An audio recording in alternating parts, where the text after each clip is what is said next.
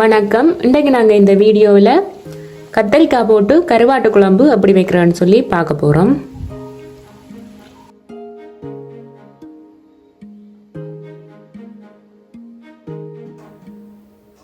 முதல்ல கருவாட்டு துண்டுகளை கழுவி சுத்தம் செய்து எடுத்துக்கொள்ள போகிறோம்.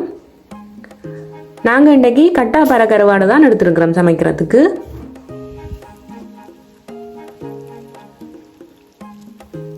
கருவாட்டு துண்டுகளை சுடுதண்ணியில் ஊற விடணும்.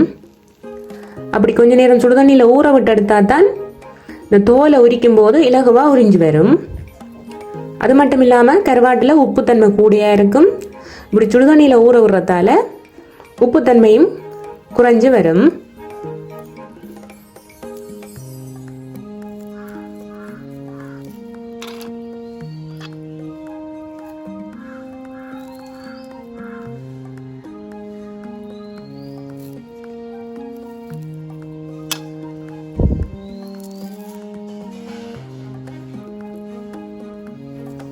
கத்திரிக்காய் கருவாட்டு குழம்பு வைக்கிறதுக்கு தேவையான பொருட்கள் என்னென்னு சொல்லி பார்ப்போம்.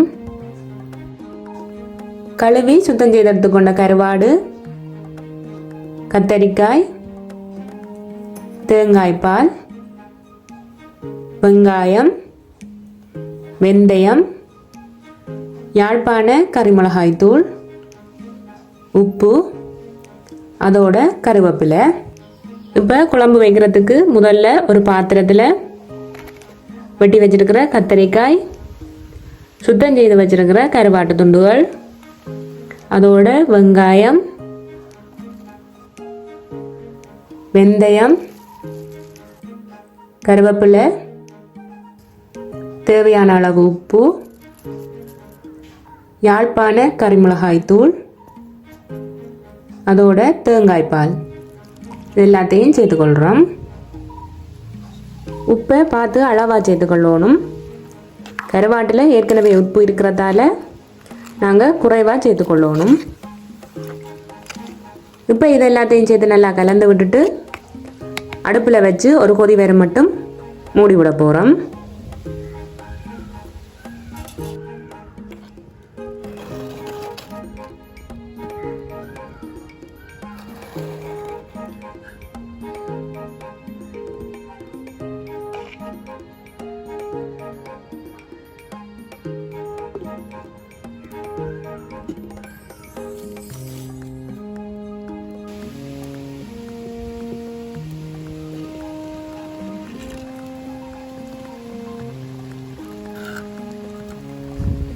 இப்போ கொஞ்ச நாளாக பார்த்தீங்கன்னு சொன்னால் தெரியும், எங்களோட சேனலில் தொடர்ந்து கோயில் வீடியோக்கள்லாம் போட்டுட்டு இருந்தேன்.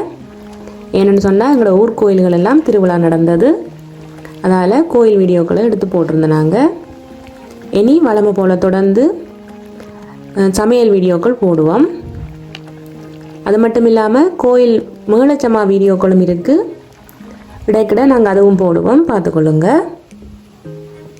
அதோடு உங்களுக்கு என்ன விதமான வீடியோக்கள் வேணும்னு சொல்லி எங்களுக்கு கமெண்டில் சொல்லுங்கள்.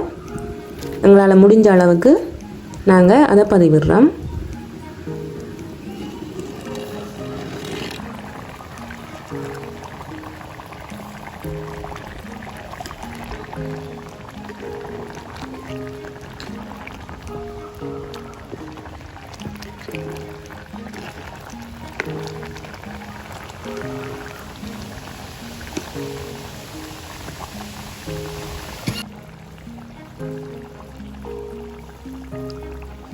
இப்போ பார்த்தீங்கன்னு சொன்னால் தெரியும், குழம்பு நல்லா கொதிச்சிச்சுது.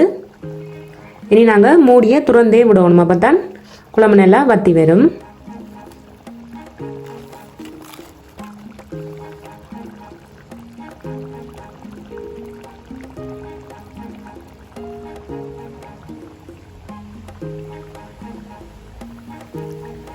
கருவாட்டுக்குள்ள உருளைக்கிழங்கும் போட்டு வைக்கலாம், அல்லது முருங்கைக்காயும் போட்டு வைக்கலாம். இன்றைக்கு எங்களோட வீட்டில் கத்திரிக்காய் இருந்தபடியாக நாங்கள் கத்திரிக்காய்களை போட்டு வைக்கிறோம்.